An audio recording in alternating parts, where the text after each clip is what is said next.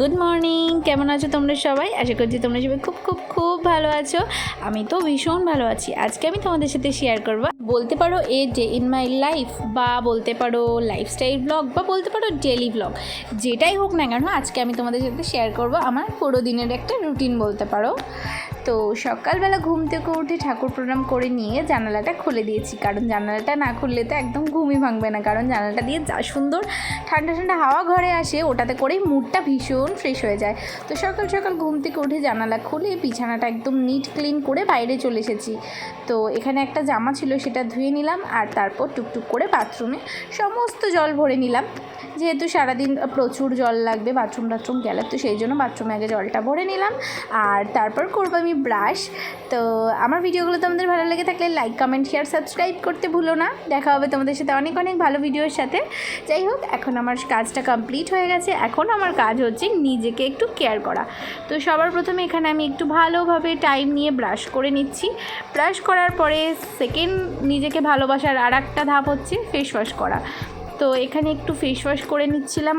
তোমাদের অনেকের মনে হতে পারে যে আমি কেন বললাম যে নিজেকে ভালোবাসা আর একটা ধাপ। এর কারণ হচ্ছে মানুষ যেই জিনিসটাকে প্রচণ্ড ভালোবাসে, মানুষ কিন্তু সেই জিনিসটারই বেশি বেশি করে যত্ন নেয়। তো সেই কারণেই আমি যেহেতু নিজেকে একটু একটু ভালোবাসি, খুব এখন অবধি ভালোবেসে উঠতে পারিনি, তো ওই একটু একটু ভালোবাসার কারণেই আমি নিজের যত্ন নিই একটু হালকা হালকা। তো ঘুম থেকে উঠে মুডটা তো পুরো ব্লার হয়ে থাকে আমার অনেকক্ষণ।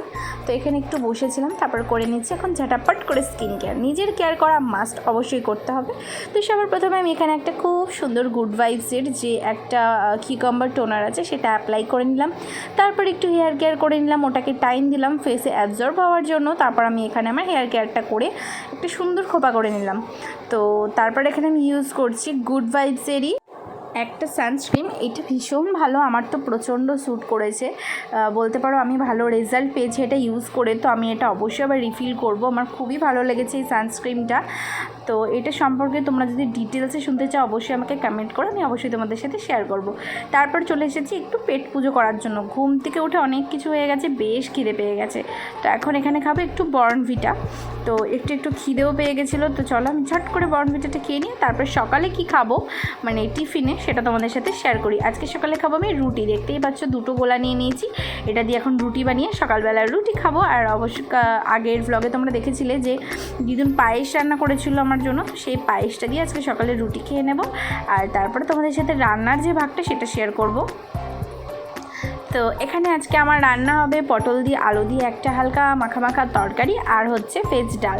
ভেজ ডাল বলতে সেরকম খুব হাবিজাবি কিছু দিনই, ডালের মধ্যে জাস্ট ভেজ ডালের মধ্যে দেওয়া রয়েছে গাজর।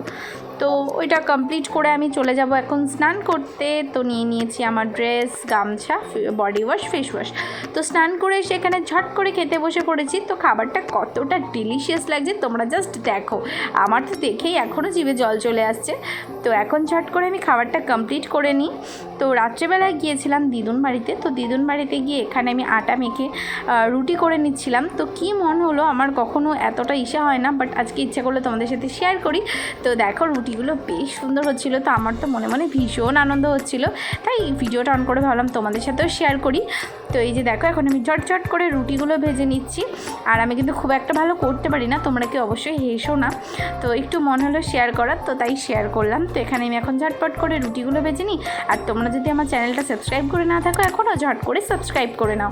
আর ভিডিওতে একটা ছোট্ট লাইক করে পাশে থাকো, আর কমেন্ট করে জানাও আমার ভিডিওটা তোমাদের কেমন লাগলো। তো এই যে দেখো এখানে রুটিটা বেশ ফুলছিল, তো মনে মনে এত খুশি হচ্ছিলাম, আমি ভীষণ খুশি লাগছিল।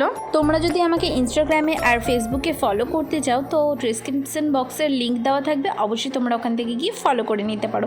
চলো আজকের রাতের ব্লগটা এই পর্যন্ত, দেখা হবে নেক্সট কোনো ভালো সুন্দর ব্লগে। আশা করছি তোমাদের ভিডিওটা ভালো লেগেছে। Like, comment, share, subscribe, tata.